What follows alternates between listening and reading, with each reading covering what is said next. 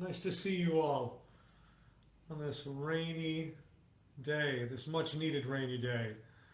Um, I kept meaning to tell you all some of the music that you heard prior to, once you logged in, the last sort of big trumpet fanfare piece I wanted to share with you is one of my favorite choral works. It's a work by Gerald Finzi, nonetheless, that we've been working on as well, called For Saint Cecilia. And it's this fantastic sort of almost epic five movement work, all with text with an ode to Saint Cecilia. And it's a piece that I definitely would love to do with the Newburyport Choral Society sometime down the road. You should check out an entire recording of it. So why don't we jump into warming up? Everybody step away from your camera, stand up, adjust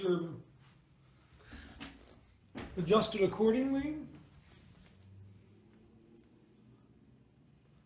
Great, I see somebody already stretching. You're getting the hang of it. Breathe in.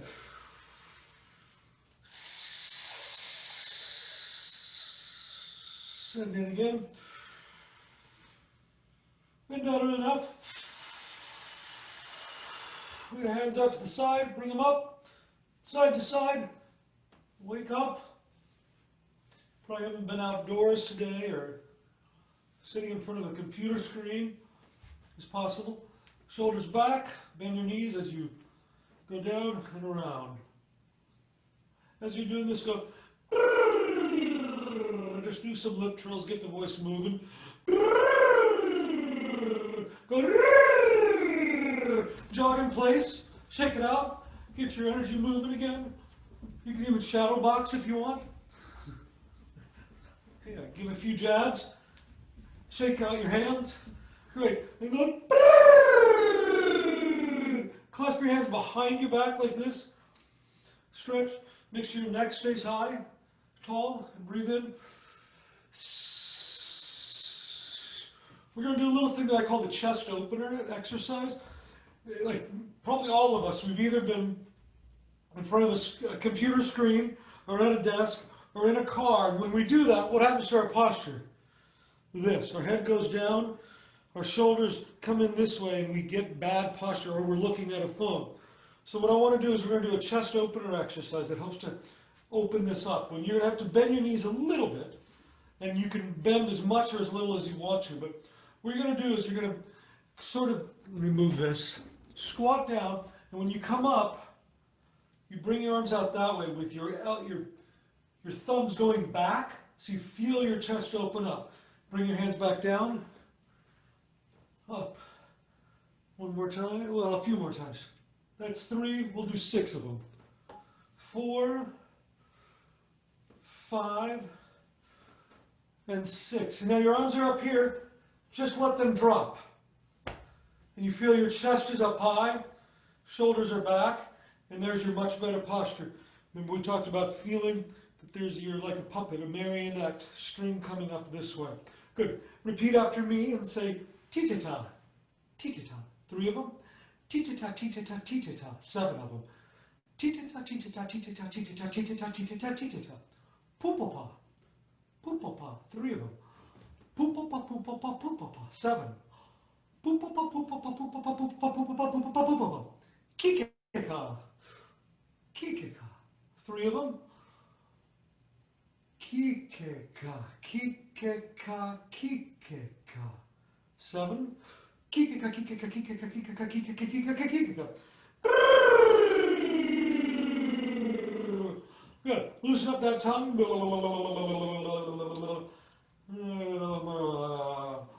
Right ear to right shoulder. Press down with the left and breathe in. Feel that silent low expansion and out on an S. Turn and look at that shoulder. Breathe in.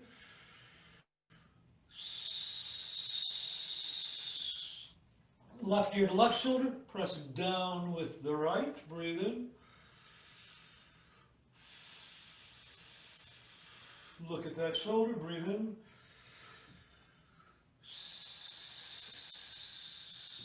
Head back to the center. Clasp your hands in the back of your neck. Let the weight of your elbows bring your head down and you feel that stretch. Breathe in. Out on an S. Now step away so you don't hit anything. I want you to roll your body all the way down so that you're touching your toes. Your head is staring at the floor, so there's no tension whatsoever. And breathe in. Out on an S. Place your hands on the small of your back. Keep your head down. Feel that expansion. Take in 12 quick sips of air. Out on an S as you slowly come up, and your head is the last to come up. And as you come up, reach up one more time. And bring the arms down and a big yawn. Oh. Stretch your face, say, I-O-U. And then do it the opposite way. Great. Jog in place one more time. Faster, faster, as fast as you can. Great. Now you're going to tense up your toes, your calves, your ankles, your knees, your thighs, the back of your thighs, your hamstrings, your bum bum. You're going to tense up your belly, your chest, fingertips, forearms, elbows, biceps, triceps. Bring your shoulders up to your ears. Everything's tense. Your face as well. Squeeze your face. Close your eyes. 5, 4, 3, 2, 1. Release. And go. And go. Oh. One of these days I'm going to have my wife come in here, who's a soprano, and do a warm-up for you all. And maybe I'll see if I can get her to come to a soprano sectional especially. But one of her favorite things to get her students to find all the right space for singing is she says, you have to imagine you just saw the cutest little puppy. And you go, oh. So everybody, when you're up here, go, oh, or the Julia Child's voice. So always with that resonance and that space. I'm going to sit, you stay standing, and we're going to start with our favorite lip trill, and if that's not working for you, you can do a tongue trill. So, remember we're breathing through our nose, and as you breathe through your nose, I'm going to stand again.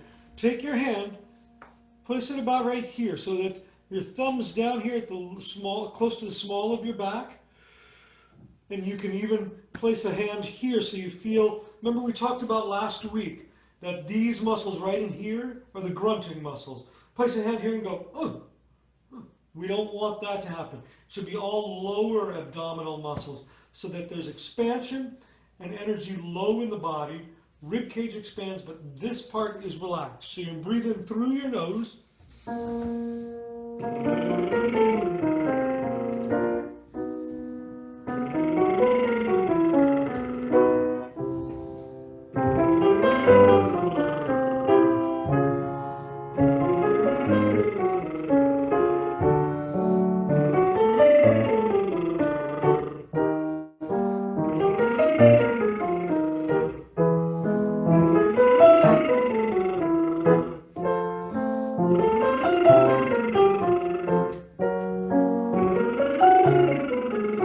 Go into your head voice, man.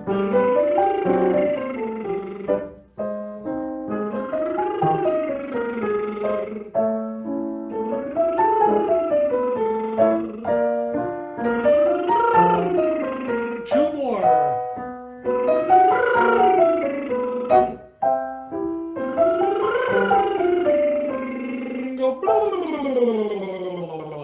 Now, we place a hand right here on your chest, and this is for 2 reasons. One is to make sure that on the inhalation, you're not heaving, so we don't get like this. That if you feel this expand up here on the inhalation, that means you're taking a high breath, and it's a great way to just monitor yourself. The other thing is, we're going to do some stuff lower in the voice, and I want you to be aware, and everybody, sopranos, altos, tenors, basses, feeling the sense of the chest resonance. There should be vibrations in here. So we're going to start here, and you're going to sing me, ma. And I want you to just sink into that chest resonance. 1, and breathe. Me,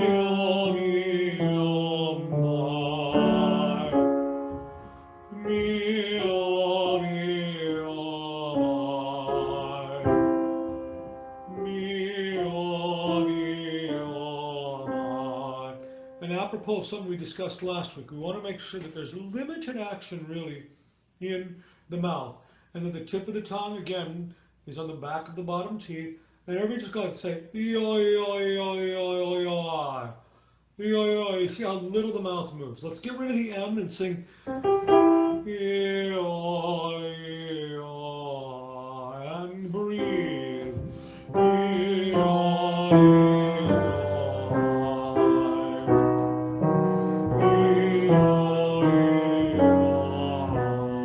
Feel the chest resonance. Just relax into the sound.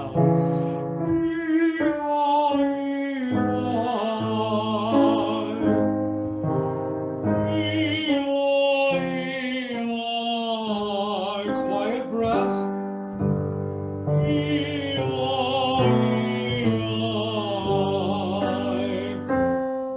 Two more.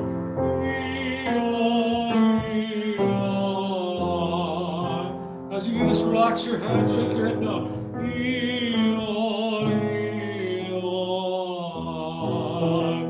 We hold a lot of tension in our neck. That's one of the things that in our warm-up I was talking about, how we tend to want to lean forward when even when I'm at the piano, I lean forward to look at the music, or at the computer screen. If your eyes have issues like mine do, I have to really lean in sometimes. So we want to make sure that as we sing, keeping the neck in motion is good. Tension always comes from holding and not moving. So we want what I would call dynamic tension or dynamic resistance, where there's always something in motion, but never held. Hold is not a musical term, ever. Let's sing. Repeat after me. Say, ooh-yeah. Say that. Ooh-yeah. You're going to do it 4 times. Sorry. 4 notes, and then repeat it is what I meant to say. So it's ooh-yeah, ooh-yeah.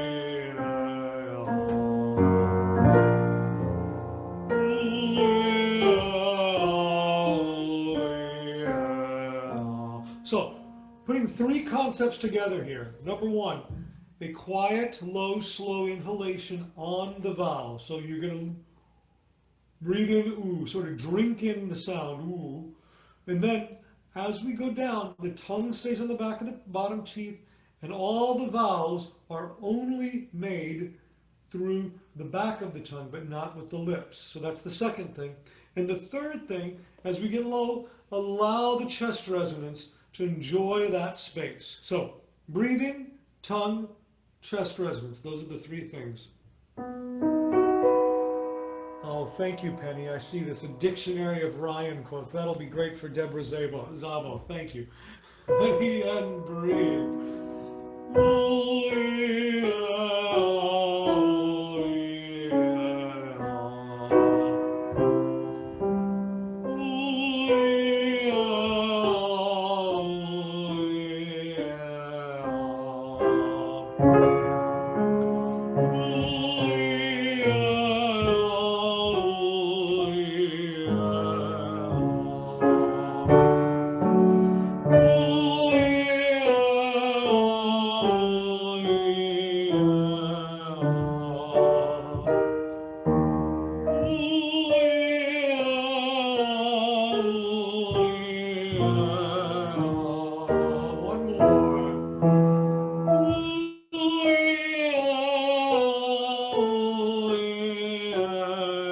I lied. One more.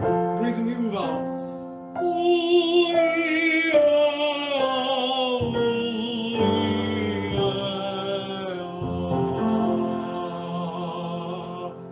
And remember, one of the things I talked about early on is think of final pitches are an opportunity to tune, or an opportunity for listening. And the other thing is the last pitch isn't the ending. It's the beginning of something. It might be the beginning of the next phrase. It might be the beginning of a breath. But we want to make sure. So I just did that.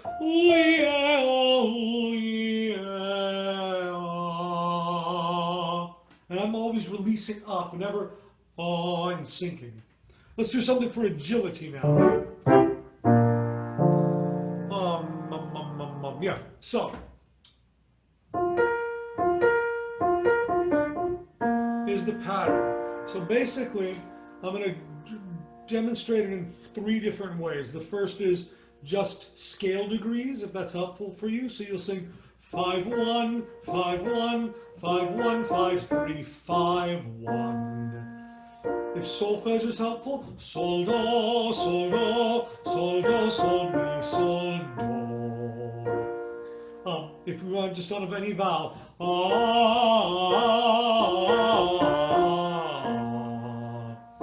So what we're going to do is we're going to start on an E vowel, and you're going to go to an ah, e, ah, e, ah, and it's an opportunity to work on what's going on with the tongue between the E and the ah. If you think about an E vowel, the back of the tongue is up, but the tip is down. E, E, E. When you go to an ah, the back drops and the soft palate lifts. E, ah, e, ah. So you want as much space in there as you can. 1 and ah. E, ah, e, ah, e, ah. And I want everybody to do a posture check. Posture check. And I want you to remember, 1 foot is slightly in front of the other. Get a slightly athletic stance. Bend your knees. Keeps your hips underneath you. It will keep you anchored. It'll engage your lower abdominals. And remind yourself, too, that posture is an activity. Posture is an activity. Keep the body up. Bend your knees a little bit so that your body's engaged in the making of music. It's not neck up singing. It's the whole body. What and ah.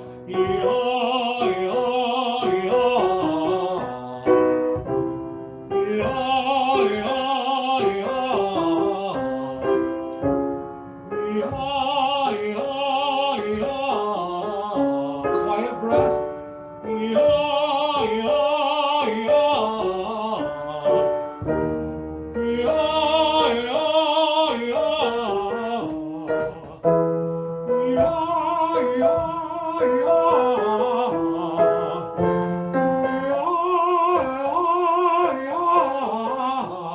Now we're going to change the pattern a little bit, and you're going to sing oh. That's all. Oh, 1 and ah.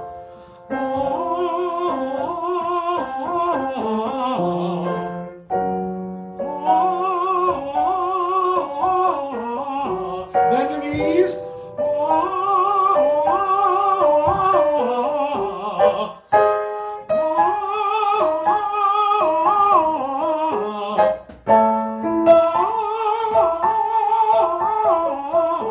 Keep going, sopranos.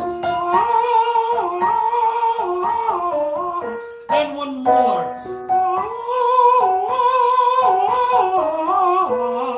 There we go. Good. One last thing. You're going to sing.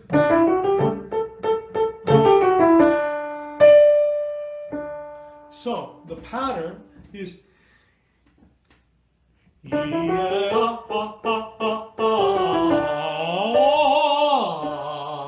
so I see smiles like, what did he just say? That's all right. So it's 2 notes. I'll do it slowly. And then on the ah is ah, ah, ah, ah, ah. So if it's solfege, do, re, mi, fa, sol, sol, sol, sol, sol, fa, mi, re, do, do, do. If it was scale degrees, 1, 2, 3, 4, 5, 5, 5, 5, 5, 4, 3, 2, 1, 1, 1. Our vowels are E, E, A, ah, ah, ah, ah, ah, oh. So it's E, and I already messed it up. Let me try that again. E, ah, ah, ah, ah, ah, oh. E, ah, ah, ah, ah, oh. Now, one thing about these little staccati, we want to make sure that the sound and the breath are always moving forward. It's easy on these to go to get clippy, and you'll notice even in your body you might start tensing. If anything, it should feel a little bit more like a laugh. So we did this, I think, a few weeks ago. If you place your finger in your belly button and start to laugh. And you feel that lower abdominals, they engage in, like they say, like a bowl full of jelly, right? Um, so when you get to, and I'm going to do it higher, it's easier for me. Almost like you're laughing. So let's try that together. Say, loosen the body, one and one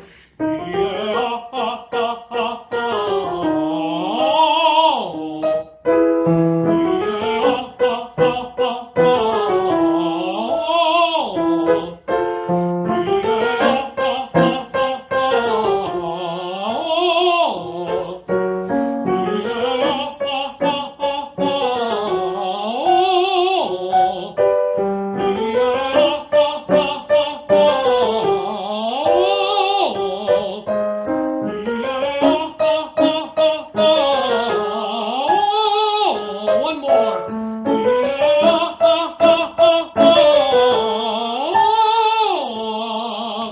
Good. There we go. You yawn and stretch the back of the mouth. Oh, loosen up your tongue. All right. So let's do the plan for today. We're going to spend a little bit of time on some Four Requiem, the opening movement, which is the introit and the Kyrie, and then its movement that's somewhat of a parallel movement, and I'll explain why, which is the fifth movement, the Agnus Dei. After that, I'm going to give you a sort of, I don't know, a guided listening tour to four-piece tour to four pieces by composers of color. I don't know about the rest of you all, but I've known Reggie Mobley, who was with us last week, for many years, and I've always been completely enamored with his singing. And if any of you had the chance to tune in and listen to him this weekend when he sang with Emmanuel, it sort of elevated my opinion of him even more. That, coupled with being able to spend time with him last Tuesday evening with you all, he's sort of way up here for me right now, without a doubt.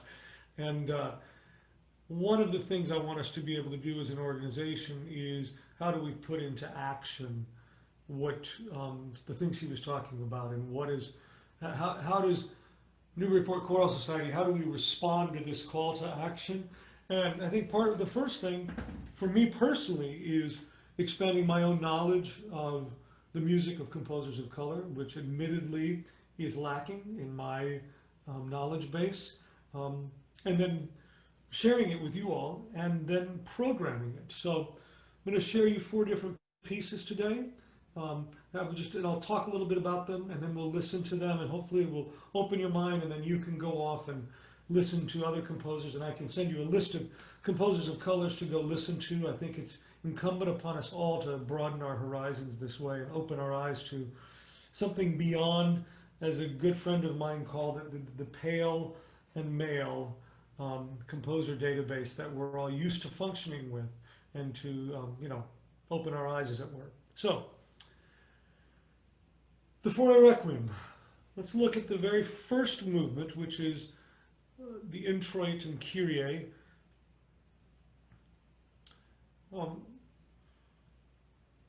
It begins, and I'm going to just talk you through it a little bit before we work on it some. It begins with this incredibly sudden and powerful fortissimo in the orchestra. I'll play it on the piano, but it doesn't really do it justice. You get, sorry. And then a big diminuendo. And then we get these hushed chords as the sound of the orchestra fades away, as if it was a chorus coming from far away, almost murmuring.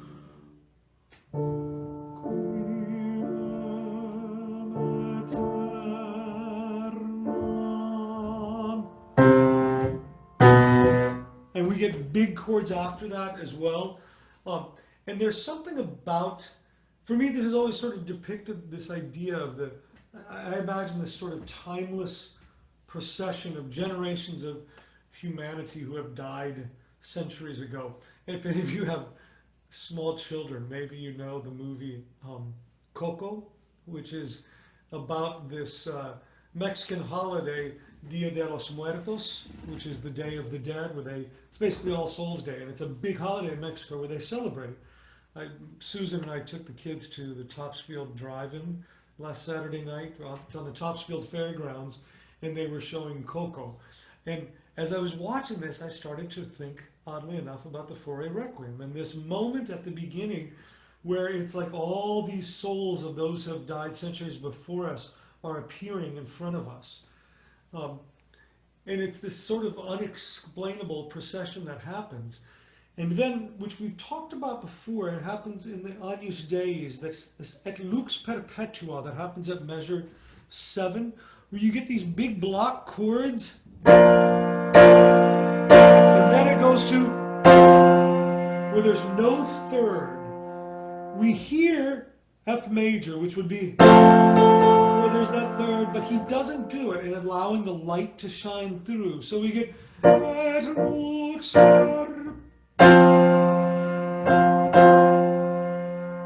It's this moment I feel like where the sun shines through of a cloud, and then after that we get the Luceat Eis, Luceat, this long sustained pianissimo that happens, and then we go into, if you turn the page to page 6 at letter A, this sort of, it's almost Baroque in nature, and what I mean by that is there's this walking bass.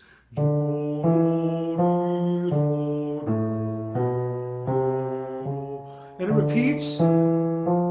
It's almost like it's a ground bass. And what I mean by a ground bass is a pattern in the bass line that repeats itself. There are so many famous ones. Dido's Lament from the opera Dido and Aeneas by Purcell has a ground bass like that. When that's a Baroque gesture that was often used to depict sorrow or incredible grief. And so it's appropriate here that Fauré draws upon a Baroque gesture to sort of depict the rest eternal. And it's in a walking bass. So again, you see this procession of those that have gone before you. And the tenors come in this almost mysterioso, dolce.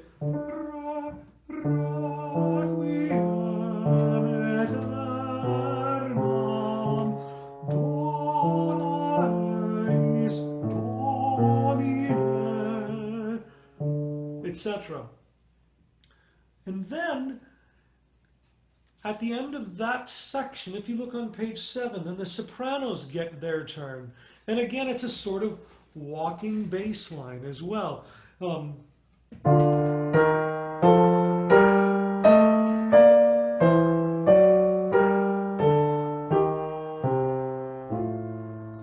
they get their moment. And then this sort of imploring, surprising forte chord happens at letter D. Exaudi, exaudi, Lord, hear us. It's a plea. It's this incredible cry that comes out, but it doesn't last long. We get the Kyrie and the Christe, but then if you look at the bottom of page 9, we go back to piano.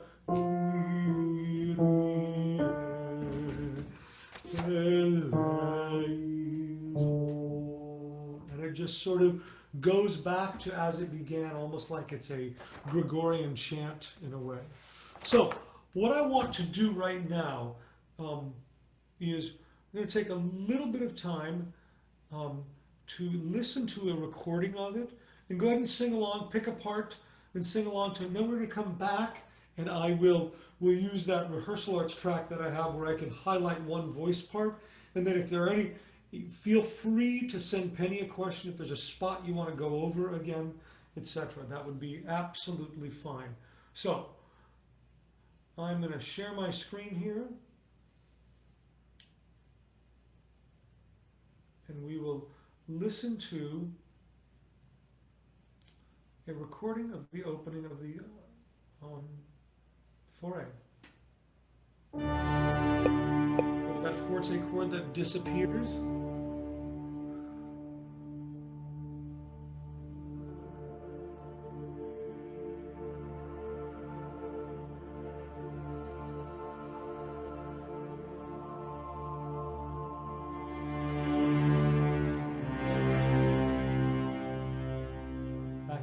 pianissimo.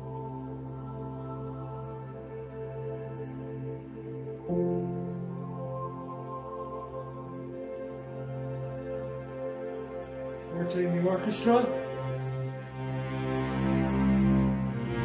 Light. Rose.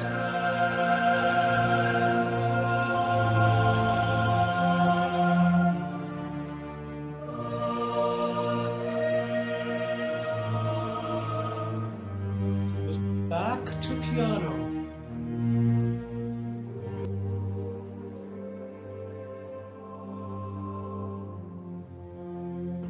It grows.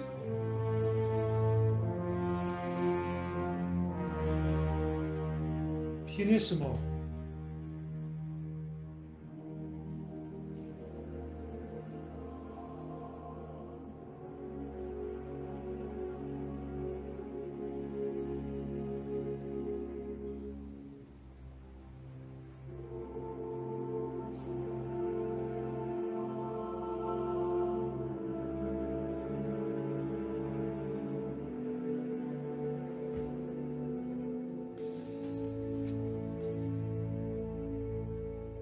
This is a long rest, and then we get this walking bass.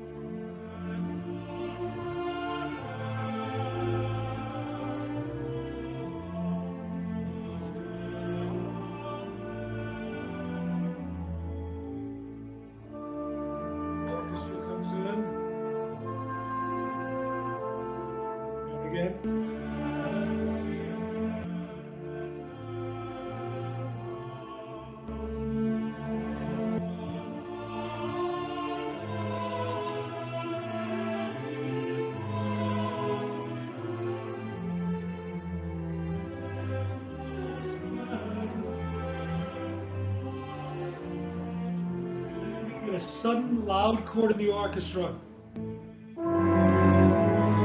Goes away.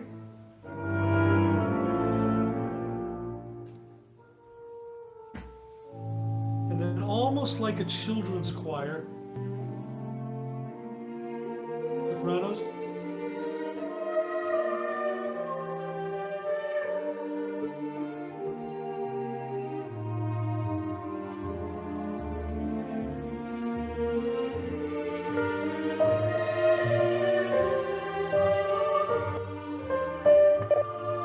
Forte. Pucci. Piano. Forte.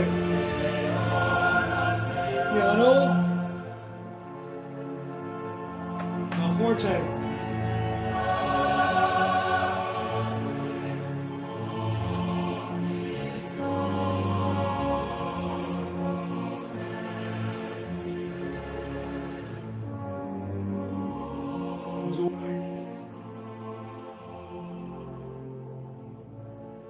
Now we get the opening music. And we all sing the tune that the tenors were singing on different texts.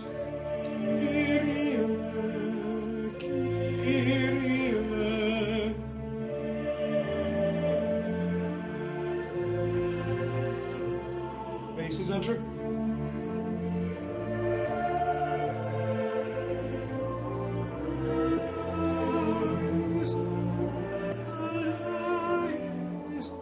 Forte. Piano.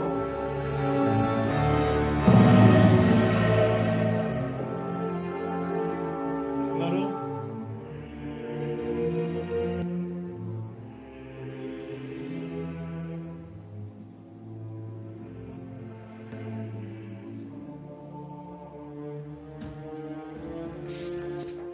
Etc. I'm going to go ahead and stop it now because you can figure out how the ending of it goes.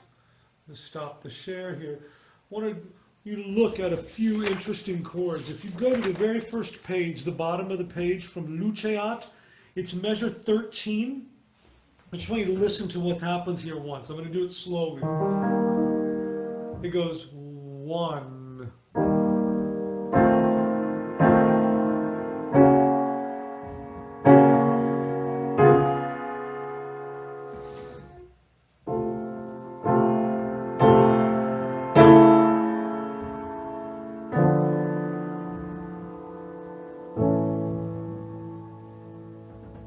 It's a phenomenal progression that happens when we get loose and then 2 and major.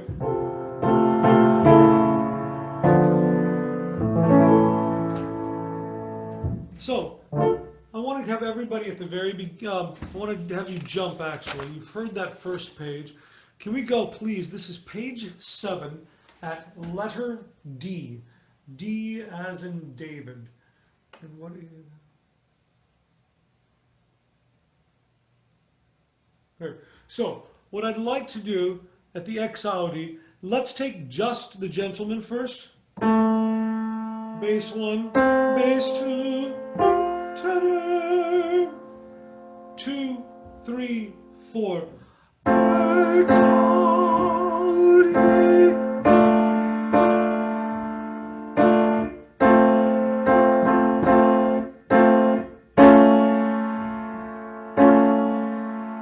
So pretty straightforward. Of course, bass 2s, you just stay on your A the whole time. Tenor 1s, you're on the F the whole time. It's the second, I'm sorry, all the basses are on the A. It's the second tenors that have a moving note. Exaudi, exaudi, orazione mem. And you get the juicy C sharp. Try that again, gents. Same spot. Letter D, it's measure 50. Is it 50? 50, yes? 1, 2, 3, 4. Exaudi, exaudi, orationem meam. Soprano alto, the same spot. Altos on a C, soprano on an F. And I'm going to be playing other parts at the same time just to give you context. And notice it's forte, then diminuendo to piano. There we are. 1, 2, ladies, and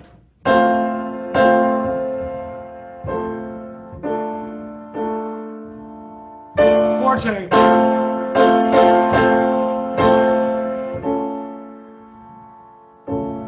Going on sopranos, 1.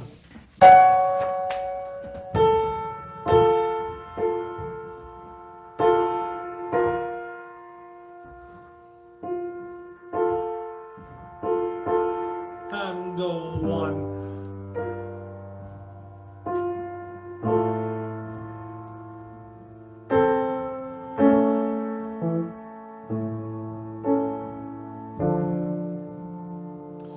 Notice altos. Look at the top of page 8, measure 55.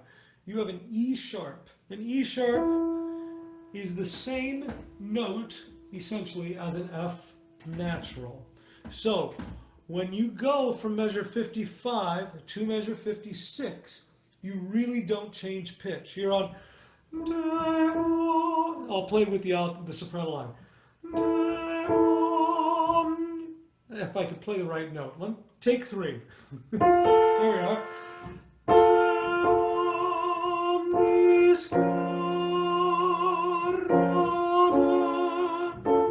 They're all on the same note. The word for that is what we call an enharmonic spelling of a note.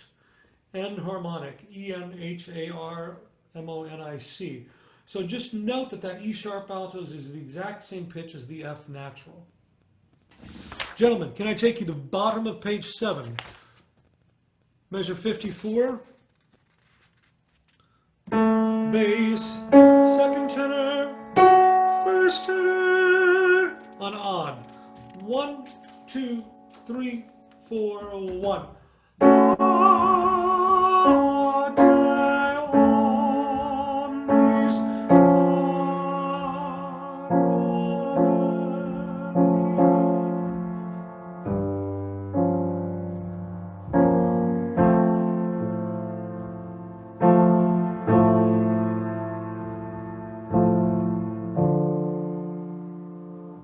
Good.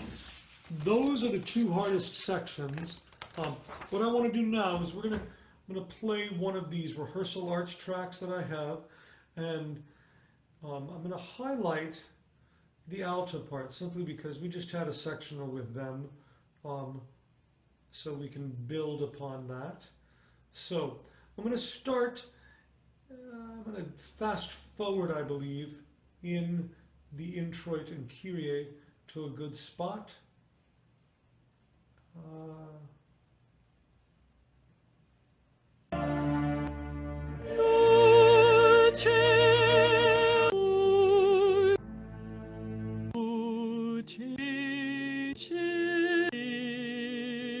Start on the top of page 6 at letter A. Right now.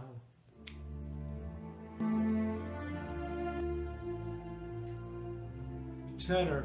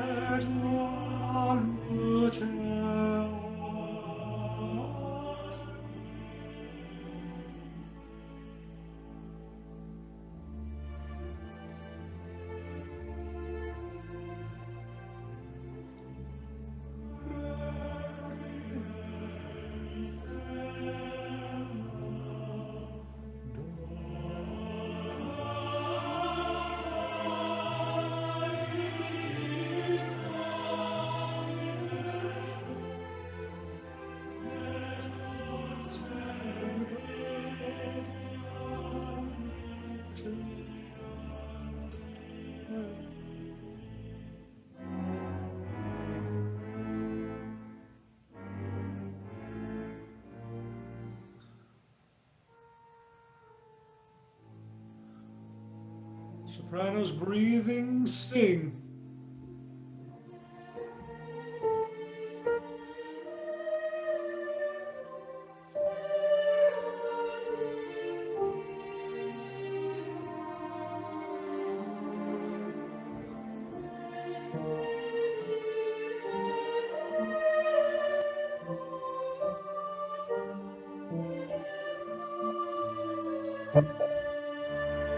Hear your pitches?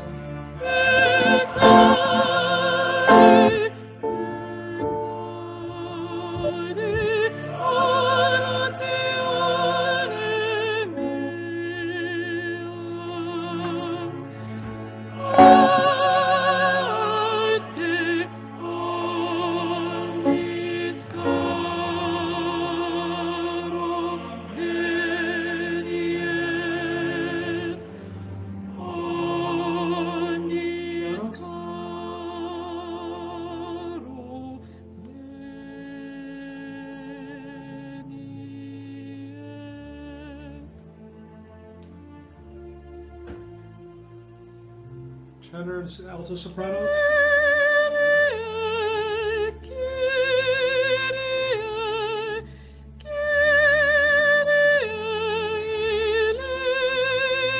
Basses join us.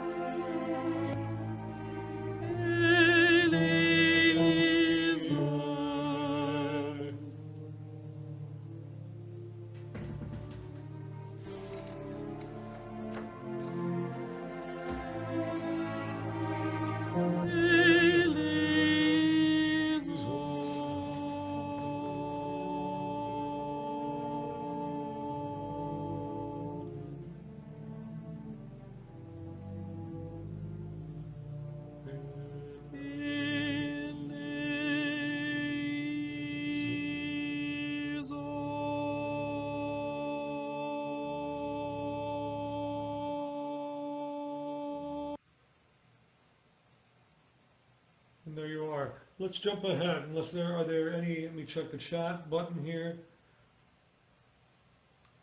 Any questions before we move on? I'd like to take just a few Yeah, minutes. Ryan, so Yes. let's see. So some from very, very smart tenors, they've noted that also in measure 55 to 56 are also enharmonic Measure 55? to 56. Oh, The you tenors know, are enharmonic. they've made these measure numbers too small, or I'm getting older. Yes, indeed, tenors, you're right. Second tenors are on a C sharp. The C sharp becomes the D natural. You're exactly right. See, There's some good tenors there there you are. on Moreland. And Doug Latham asks, do you want a voiced or unvoiced S in the zone of liaison? Ah, great question. So, which also begs the question of, well, what is the difference between voiced and unvoiced? Many of you probably know that, but for review, any voiced consonant is a consonant to which you can give voice, that you can hum. So, M, N, Z, V, any consonant that you can sing is a voiced consonant. Ones that you can't sing are unvoiced, like S, you can't give it a pitch. B, there's no pitch. K, no pitch. So the question is, so that means, is it going to be unvoiced as in eleison or voiced as in eleison? My preference is for voiced because you can vibrate and sing through it. So you would sing, sorry, zone. That was a long-winded answer. Any other questions before we move on? Great, I love these questions. Let's go on to the Agnus Dei. It's movement 5. It begins on measure 28. Movement 5, measure 28. And the reason I call this a parallel movement to the requiem, to the opening movement, is one, the tenors get the tune again. And you'll notice, if you look ahead, and I believe we've discussed this before, but if you look at page 33, letter E, we get those big block chords again.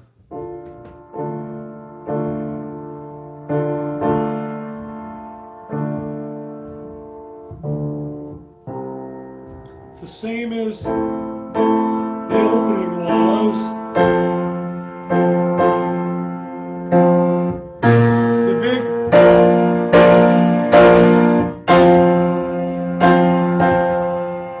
all similar to the opening movement.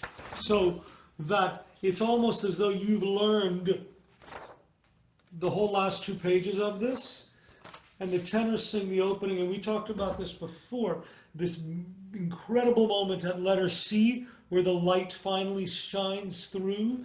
So if you look at page 30, and I'm at measure 41, and the tenors sing,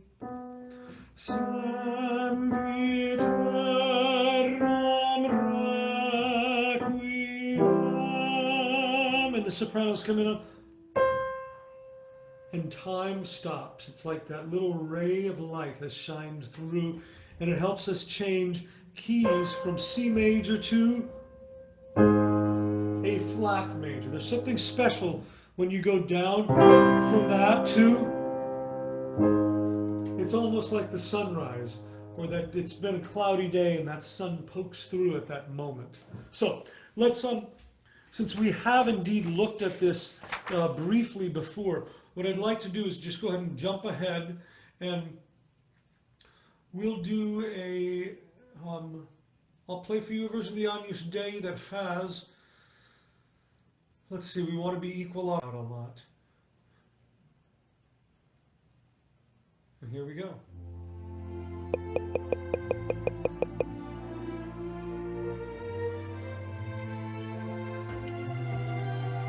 And bass is good, and alto is good, and sing along with the tenors in that octave. Bass is in head voice.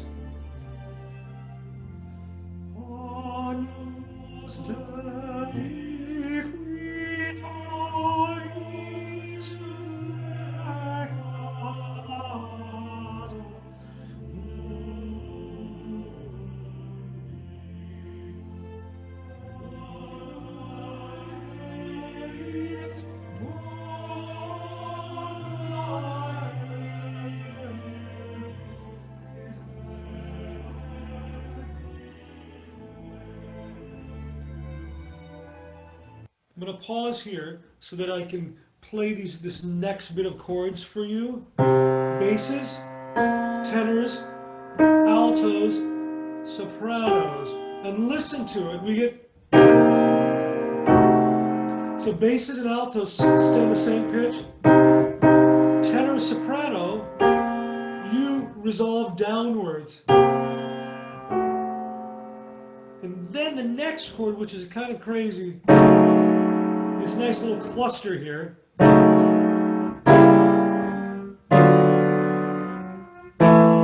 And when we're in person, we can go through those. But actually, why don't we do this? Right there at letter A, let me take soprano and alto, and I'll play your part once. So then when it comes up in this little rehearsal track, you'll be ready for it. So altos went over this in their sectional. Alto, soprano, 1, 2, and 3.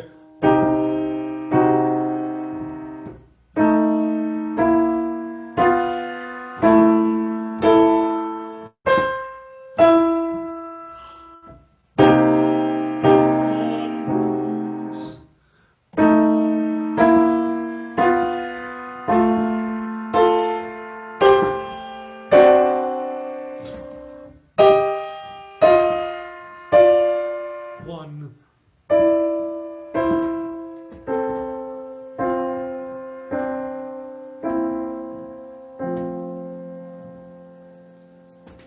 We'll do the same thing with the gentleman. Letter A, bass, tenor, 1, 2, 3.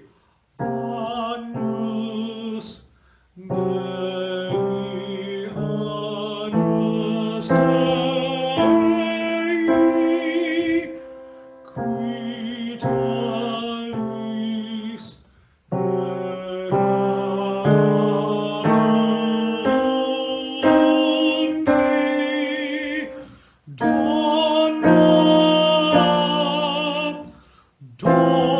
wrong chord, my apologies. Right on that. This is measure 28, right on it. Tenor, first bass, second bass. 1, 2, 3.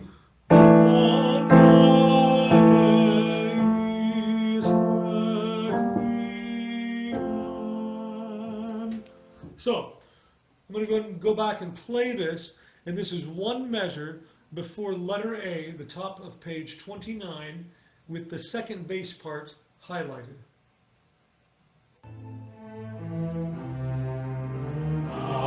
Agnus Dei, Agnus Dei, qui talis Piano. peccatus Nose.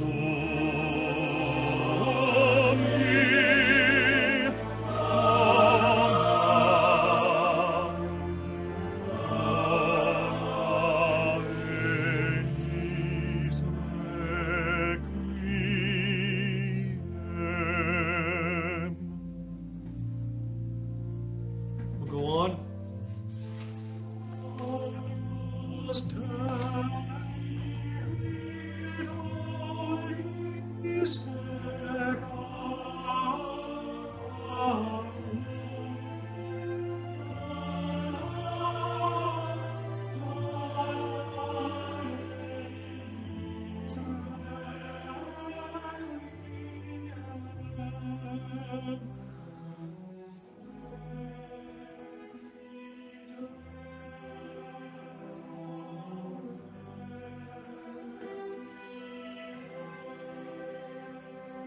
I'm going to pause right there. The sopranos come in on this C of lux, and then the other voice parts, bass 2, bass 1, tenor 2, tenor 1, alto. So the soprano sing lux, and then you come in on. We'll go on from there. I just wanted you to have those pitches. So this is right on the soprano entrance. And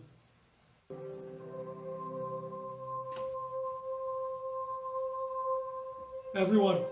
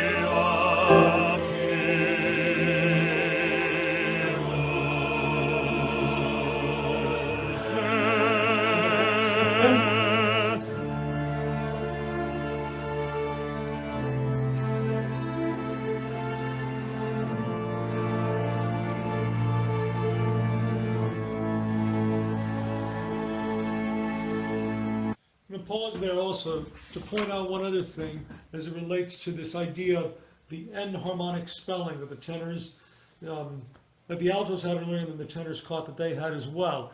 If you take a look, where's a good example of it that I just had seen? Oh, yeah. Everyone look at the top of page 32. Measure 59 into 60. Sopranos. You're on a G sharp. The A flat that is on the downbeat of measure 60 is the same as the G sharp you just sang.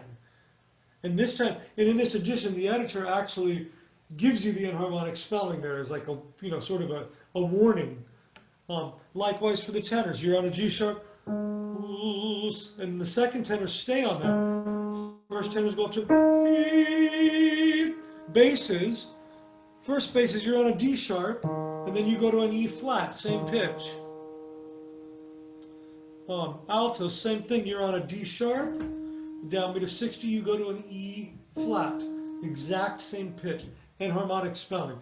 4A uses this a lot to take us in and out of certain key areas, and it's helpful for the eye to help you shift from a sharp key to a flat key, and it helps you transition into different keys. That's a bigger conversation, but that's the idea. Before we end this little bit here, I'd love to take the gentleman on your Lux Aeterna. This is measure, 45, 6, 7. Bass, bass 1, tenor 1, tenor 2, tenor 1. Ready? 1, 2, 3. Lux.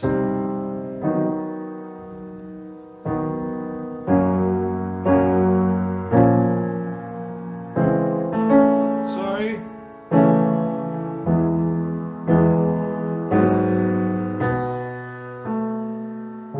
Breath.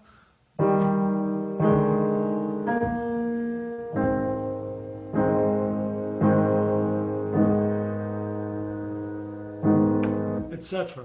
Now, soprano, alto, same spot. We're going to start at letter C, measure 45. The soprano entrance on the C. The C at C. 45. 1, 2, and Lu.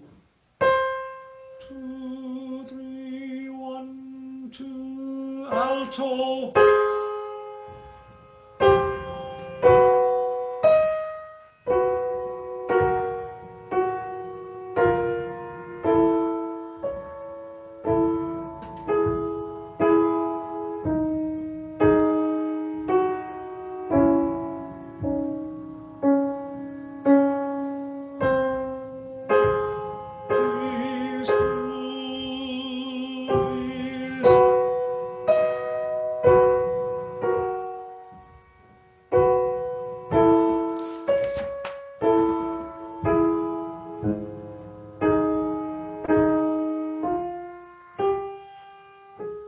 Etc. That should get us through. So I want to go back to letter C one last time. Everybody singing, and we'll go on to the end. Let me see if I can find it in this.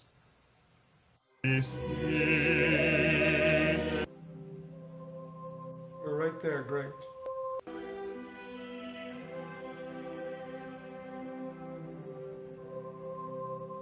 right on that C. And this is page 30, letter C, measure 45 sopranos. I'm going to go back about a measure and I'll conduct you in.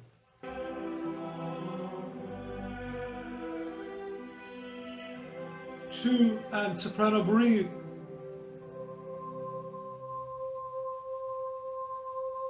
Everyone else?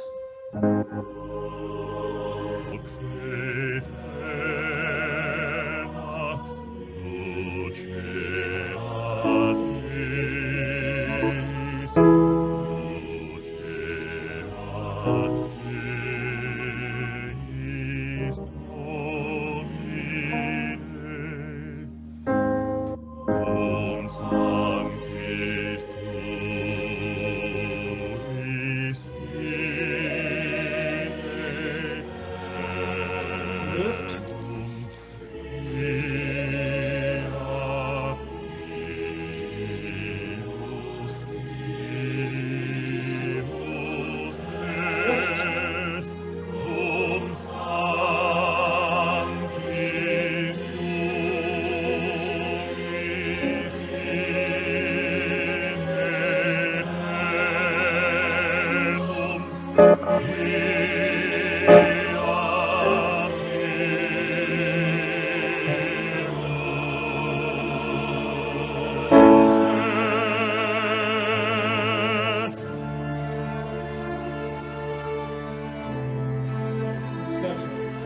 And we'll stop there for tonight. And we can take a look at that moving forward next week. If you have any questions in sopranos, we'll look at some of this in the soprano sectional next week. The way I'd like to spend the remaining bit of our time here, I don't have a ton. There are four composers I wanted to highlight. Two living composers of color and two past composers of color. The first is a gentleman named David Hurd, H-U-R-D. He is a living composer who is currently, let me call this up one more time here, at the, one moment, let me find my notes here. Yeah, he's a professor of church music and the organist at the General Theological Seminary in New York City. He's used to be at Trinity Church in New York. He's also taught at the Manhattan School of Music and the Westminster Choir College. He's from Brooklyn, New York originally, and he's written a number of choral pieces. Any of you that sing in church choirs may have sung some of his work. African-American gentleman, and the piece I want to play for you is his setting of Psalm 51, Miserere mei Deus. It's a long piece, it's a little over 6 minutes. I won't play all of it in the interest of time, but I wanted to get, this would be an example of non-idiomatic music of a black composer, meaning it's not a spiritual or gospel. It's an incredibly evocative and powerful piece for a cappella choir.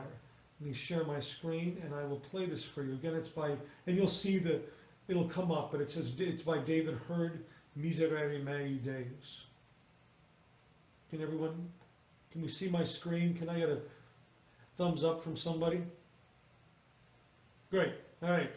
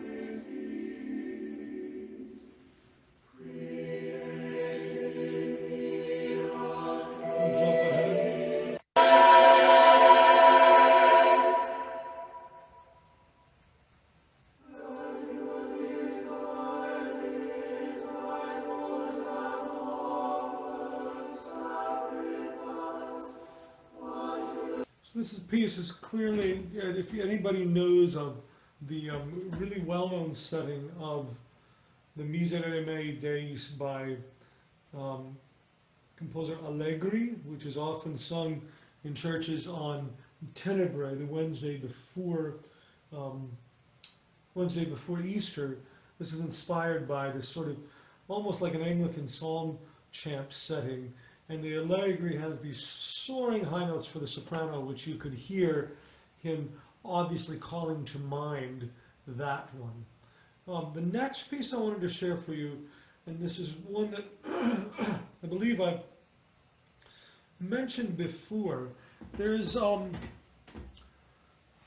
female composer, African-American woman, Margaret Bonds, B-O-N-D-S, that wrote a piece, wrote a number of pieces. In fact, she studied with Florence Price, who Reggie mentioned last week was one of his sort of idols or mentors. And she was writing in the late 1800s, early 1900s. This piece I'm going to play you an excerpt from is from a piece called The Ballad of the Brown King. It's one of her most frequently performed works, but that's not saying much because her works unfortunately aren't performed that much. It was written in honor of the African king Balthazar, with a text that was written by Langston Hughes specifically for Margaret Bonds. It was premiered the first time in 1954 in New York, and it's a Christmas story, and it's a cantata that's made up of 9 movements with solos, soprano, tenor, baritone, and then of course the choir. And it has this unique combination of European, what we would consider European choral music, jazz, even calypso music, and there's other influences such as, hymns and gospel music, and there's blues, and there is a sort of quasi-recitative sections, sort of inspired by the music of Johann Sebastian Bach. This piece focuses on the story of the 3 kings, the 3 kings story from the birth of Jesus. And the idea was it was supposed to be a way to reinforce an African image in the nativity story. I'm going to play for you just snippets of a few movements. It's a large work that encompasses about 25 to 30 minutes of music. And I'm going to just do a little sampling. There are a few Alleluia movements that I find to be especially sort of rousing and stunning movements. Let me share my screen and I will play a few pieces of that. We will start here with the very first movement.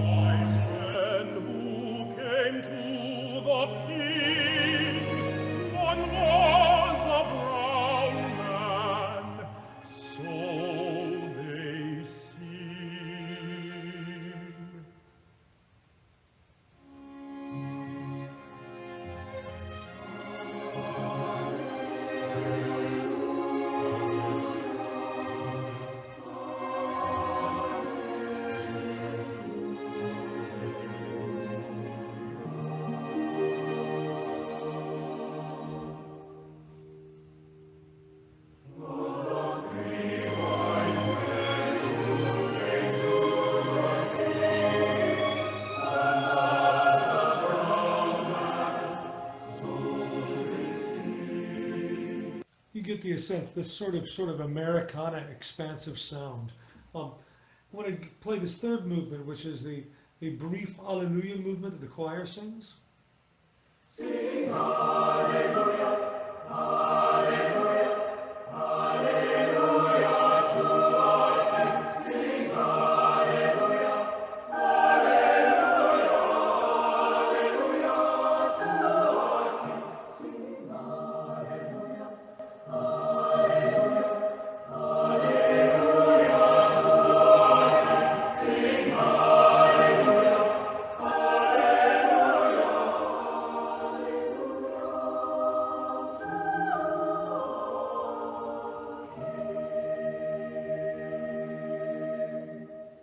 this little Alleluia keeps coming back until we hear it once and for all in the final movement. And I'll play that one for you as the final piece of this. This is your final movement from it.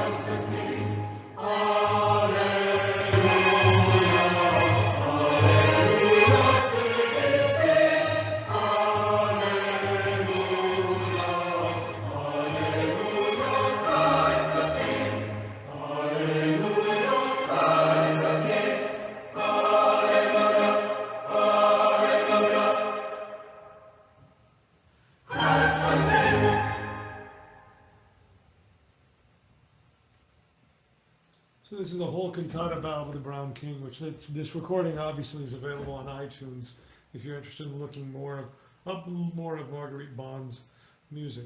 The final two pieces. There's a living composer who's American. Her name is Gabriella Lena Frank. She's from Berkeley, California, but she was born to a family of mixed race. Her mother was of Peruvian and Chinese ancestry, and her father was of Lithuanian and Jewish descent. And in so much of her music, she explores this multicultural heritage.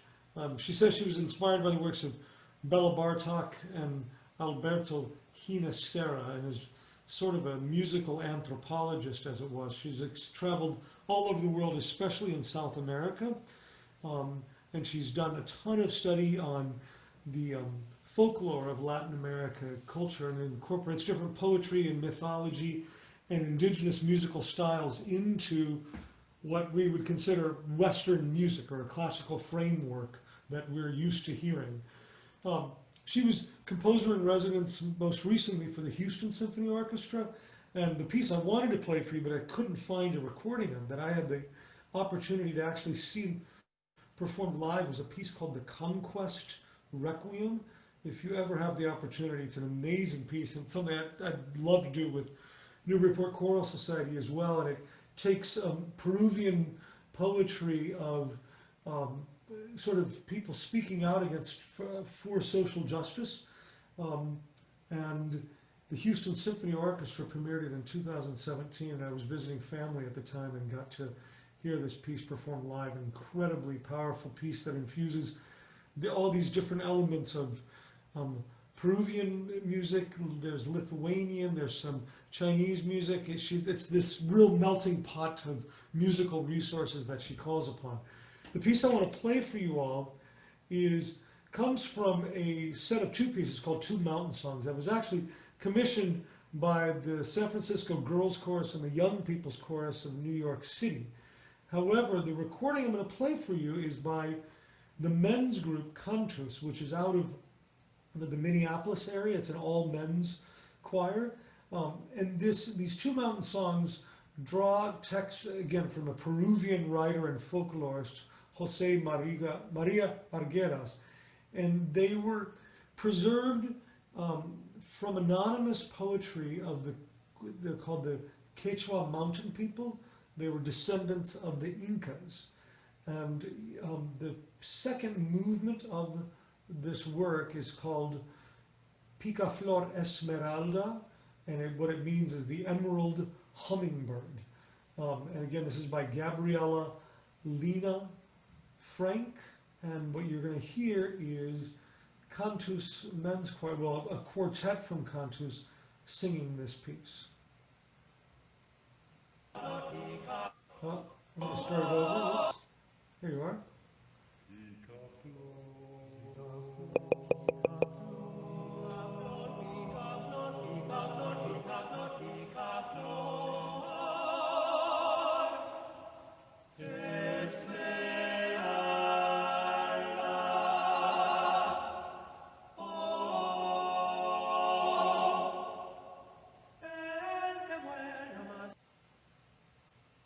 Sorry.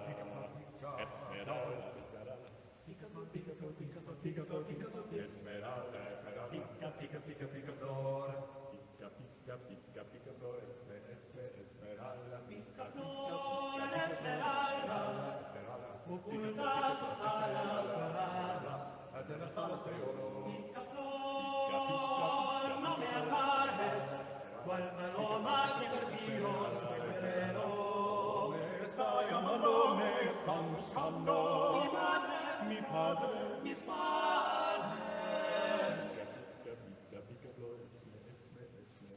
porque tanto me preguntas de dónde vengo y de dónde soy. Mi paesa montaña, allí nací de flores. Esta llamando me están buscando Mi madre, mi padre, mis padres. Picaflor Esmeralda, El fuego que encendido, Picaflor Esmeralda, el fuego que encendí, Picaflor Esmeralda, en la montaña en la cumbre estará llameando, ardiendo. Esmeralda, Esmeralda. In the interest of time, I'm going to jump ahead to the end so you can hear the ending, and then I have one last piece to play for you all. Picaflor Esmeralda, El fuego que encendí, Picaflor Esmeralda, en la montaña en la cumbre estará llameando, ardiendo. Esmeralda, Esmeralda. Pica flor, pica sí, mira sí, aún llamea, anda, pica flor, mi madre, mi padre, Mi madre, mis padres.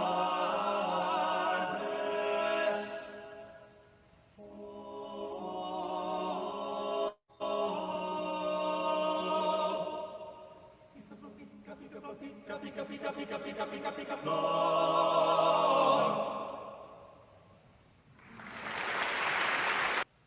So that was by Gabriela Lina Frank. And the final piece I want to play for you all is by an American composer who is no longer with us, William Grant Still. William Grant Still was probably, one could argue, had one of the most impactful lives as it relates to music of black people and having their works put out in front of the country. He actually started out, he was born in 1941 and he wrote this piece in 1941. He was born in 1895, excuse me. And he studied medicine first and then went on to study composition at Oberlin and then the New England Conservatory. He got a Guggenheim Fellowship. He was championed by such choral composers as Randall Thompson. He was the first African-American composer to have a major orchestra play his symphony. And he was the first African-American to have a major opera produced.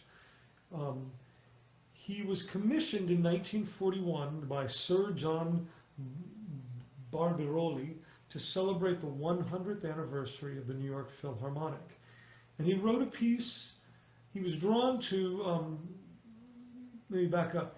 He wrote a piece called Plain Chant for America that celebrates the idea of America and calls us to more fully realize what he calls the dream unfinished. Unfortunately, this piece was written about social injustice, and he said he was taking this public opportunity to call America to account for the lynchings in Georgia and justice undone in Massachusetts. It's unfortunate that we're still dealing with asking people to bear witness to racial injustice in our world. I'm going to just leave you with this piece. I'm going to quickly read to you the text, the poem, by a African-American female poet named Catherine Garrison Chapin. And again, this piece was composed in 1941. And the text reads, "For the dream unfinished, out of which we came, we stand together, while a hemisphere darkens and the nations flame. Our earth has been hallowed with death for freedom. Our walls have been hallowed with freedom's thought. Concord, Valley Forge, Harper's Ferry, light up with their flares our sky of doubt. We fear tyranny as our hidden enemy, the black shirt cruelty, the goose step mind. No dark signs close the doors of our speaking. No bayonets bar the door to our prayers. No gun butts shadow our children's eyes. If we have failed, lynchings in Georgia, justice in Massachusetts undone, the bloody fields of South Chicago, still a voice from the bruised and the battered speaks out in the light of a free sun, saying, tell them again, say it, America, say it again till it splits their ears. Freedom is salt in our blood and its bone shape. If freedom fails, we'll fight for more freedom. This is the land and these are the years when freedoms whisper above their ashes an obsolete word cut on their graves, when the mind has yielded its last resistance and the last free flag is under the waves. Let them remember that here on the western horizon a star, once acclaimed, has not set, and the strength of a hope and the shape of a vision died for and sung for and fought for and worked for is living yet. I'm going to share with you a recording of actually the University of Arkansas Choir that sang this piece as recently as March 10th, 2020. It was the last choral performance they did. It is lengthy, and I know we're at the end of our time. I'm starting at about a minute in. It's composed for, it can be done with just piano and chorus, or there's a big orchestral part as well. This one is with just chorus. I'm starting about a minute in, and it's about a 7-minute piece, and this will be my farewell to all of you in hopes that we can respond to Reggie's call to action, and I'll look forward to seeing you all next week. Sopranos, we have a sectional, and I leave you with Plain Chant for America by William Grant Still.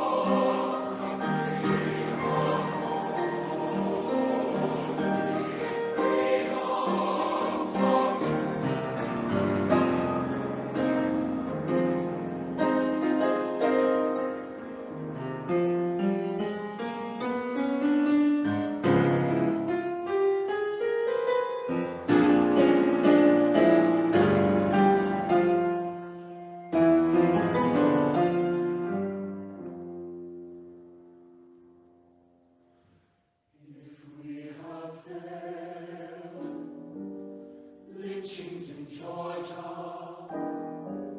justice in Massachusetts undone, the bloody fields of South Chicago. Still a voice from the bruised and the battered speaks out in the light of a free sun, saying, "Tell them again, say it, America, say it again till it's bliss there is." Freedom is salt in our blood and it's potion. If freedom fails, then I come